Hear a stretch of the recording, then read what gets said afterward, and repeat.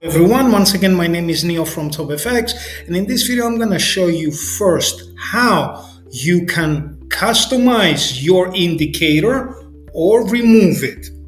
Now, on a previous video, we showed that once we select an indicator from the list, before we actually put it to use, for example, exponential moving average, I'm clicking now, you get the window where you can customize it. Now, let's assume in this video that I just clicked OK and I decided afterwards to customize it. So first of all, I move over to the chart where the name of the indicator is, in this case, the exponential moving average. And as you can see, there is three options. One, to close it and remove it, which is one of the ways to remove it. The second one are three parallel lines. So by clicking on them, I get that previous window and I can customize my indicator the way I want.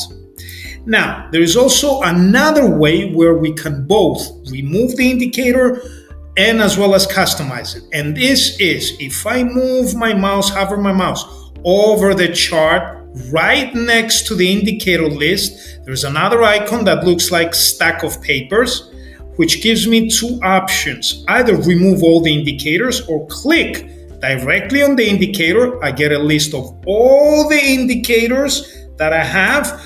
And by clicking on the trash bin right next to the one that I don't want, I get to remove the indicator, as I'm doing right now.